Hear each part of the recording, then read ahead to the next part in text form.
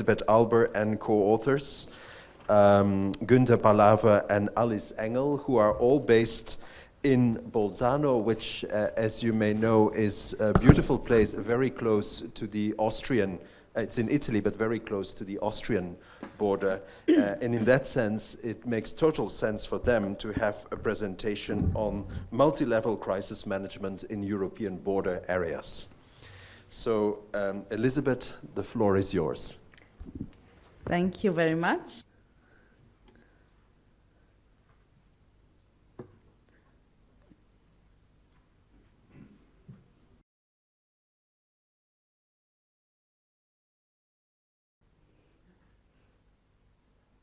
Fine. Okay. So, excellent, yeah. Thank you very much. So, as you can see also from the slide and from the presentation and also the colors on the different slides, I will bring you back to the LEGITIMULT project that was introduced earlier by Søren. Because this study is a part of the LEGITIMULT project, and the working title for now is Multi-Level Crisis Management in European Border Areas. What we do... Okay, yeah, no. Okay. What we basically do is to ask ourselves which conditions favor legitimate crisis governance in inner European border regions within the European Union. So this obviously means that we have to see what does border mean for us as a term. So border means for us basically literally the border between two member states of the European Union, or the border between basically all the countries within Europe that the LEGITIMULT project also analyzes. We then assume that basically the borders, the boundaries, have obviously an impact on both the implementation of cross-border agendas, so on the very politics, what is done in a border area, and also on cross-border activism. And by cross-border activism, we bring in obviously also the societal aspect. So civic society, all the issues also Søren already raised with regard to the perception of crises, for example, the pandemic, how was it perceived, and so on and so forth. To whom do you trust more? All these issues obviously play in a bit. The second main assumption is that obviously cross-border participatory governance is likely to make institutions more democratic and to democratize politics at the regional level. Democratize politics in general, and obviously also with regard to the project in a multi-level perspective, so that basically at the local level you would have innovation that can be scaled up, and that peripheries and cross-border areas can be actually laboratories of federalism, if we want to talk it in the terminology of federalism. So what are the hypotheses coming out from these two main assumptions? Hypothesis one, obviously, is the greater the degree to which nation-state borders are permeable, the greater the degree to which also cross-border activism will be in evidence. Obviously, cross-border activism is not entirely and exclusively linked to crisis times, but it came much more to the fore in the crisis of the pandemic, especially in Europe. You can all imagine why, because in Europe, with the European integration process, especially after the Second World War onwards, basically all the policies at large were driven by the rationale to have societies working together and not societies rub against each other. So this is the general rationale in European politics, if you take European Union level, because you can refer to the many funding schemes they have. There are special projects that actually favor cross-border projects, also in health issues, also before the pandemic, and so on and so forth. Hypothesis 2, obviously, is the greater the degree of cross-border activism, the greater the formation of trans-regional spaces that then also counteract renationalization and re-centralization.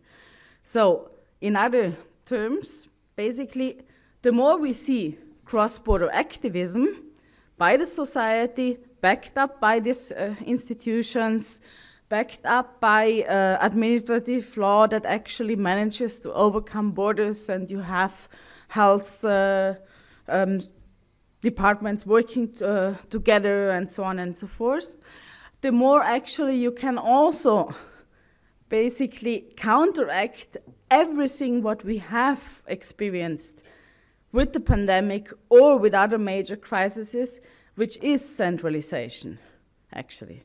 So what we try to do is to gather evidence, insights from the peripheries, from border areas, and then to show how much social and social innovation, democratic innovation, and institutional innovation is in there that actually shows how important the subnational level is in making societies resilient, in counteracting crises.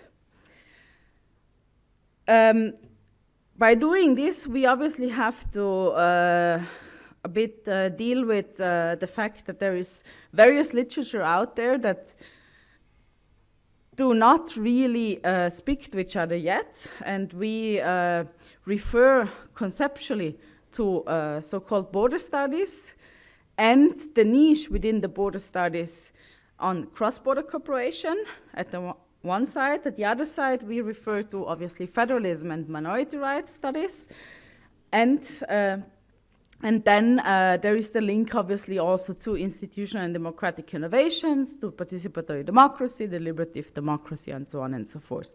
This is the conceptual framework behind. And borderlands, border areas are defined in that sense as soft spaces, as more than just the borderline, as a space that reaches out also very widely into the other country, depending how much actually this society requires the two units from different countries to work together administratively, and so on and so forth. How much also political parties, regional parties work together, how the perceptions are, and all these issues. I'm not going into all the different literature parts. We can discuss in the Q&A and in these upcoming days if you are interested in knowing more about these different literatures. What is to say is that border studies actually started, it's a quite young discipline. It started actually a couple of decades ago, and in Europe at least. And it evolved from a rather monodisciplinary subject to interdisciplinary, multidisciplinary, and nowadays also transdisciplinary subject, meaning that you have actually different disciplines working together, and then you create something new out of it with regard to the question of what is innovation in the border areas, while trying to make societies more resilient to crises. We have looked so far at 3 cases, and I'm just showing them the basics. Okay. So we've looked at South Tyrol, the border area of South Tyrol. That's where Eurac research is located. This border area has a difficult history. In a nutshell, basically it was forcibly annexed and it underwent an Italianization policy. Nowadays we do have 70% German speakers, 26% Italian speakers, and 4% Latin speakers. And basically you have a territorial autonomy which is based on a power sharing system that works according to consociational democracy. And you have a and also trilingual public sphere. The judiciary works in two languages. The whole public administration works in two languages, German and Italian. And there have been some surveys. We're trying to gather the data, actually, and it's difficult, obviously, during the pandemic to gather the data because data was not really collected when the emergency was there. But still, we managed to have analysis of some surveys, and basically the survey says that there is a vitality of cross-border activism, and it was perceived very, very badly that actually the border has been closed for a while. And this basically then shows how important it is to develop cooperation between the parts in Austria and South Tyrol and neighboring provinces in Italy. And this development has happened. There's a series of examples I could make with regard to the cooperation in the health sector during the pandemic, but also before the pandemic and afterwards now. The second case we have looked at so far is the case of the border between Denmark and Germany. Again, it's a border that has a history of a minority group. It's based on an international agreement. And also there, you have a lot of cross-border cooperation going on for several years and decades. And also there, the survey data shows that there is a very strong regional and sub-state borderless feeling. And also there, all the societies on both parts of the border worked for keeping the border open for commuters, for workers, and so on and so forth. The third case is the border, or better, is the territory of the German-speaking minority in Belgium. Here it's interesting because federalism itself actually favored a lot the territorial autonomy of the German-speaking community in Belgium. So Belgium underwent like 6 state reforms, and out of the 6 state reforms that actually balanced, let's say, the bigger 2 language groups, also the third, the tiny language group, actually got a favorable autonomy arrangement. And this case is extremely interesting because obviously it has a lot of work commuters to many parts, to several borders close by. It also has a very institutionalized Euro region. And what is also interesting here, surveys also very detailed also say that the satisfaction with the crisis management at subnational level is much higher than the one with the federal level, which is quite obvious if we recall ourselves how Belgium actually dealt with the pandemic. And also just another example, obviously I cannot refer to all the examples, the credibility of the Ministry of the German-speaking community remains significantly higher than that one of the federal government. So, and this brings me back to the... some more fun. Yeah? Sorry. Here. This brings me back to the slide actually Søren already put up and I borrowed, and this brings me back to the fact that this the study we do actually tries to respond to some of these points, actually, to actors, to process, to the perception, and I'm not going to explain them in detail once again. And that's it.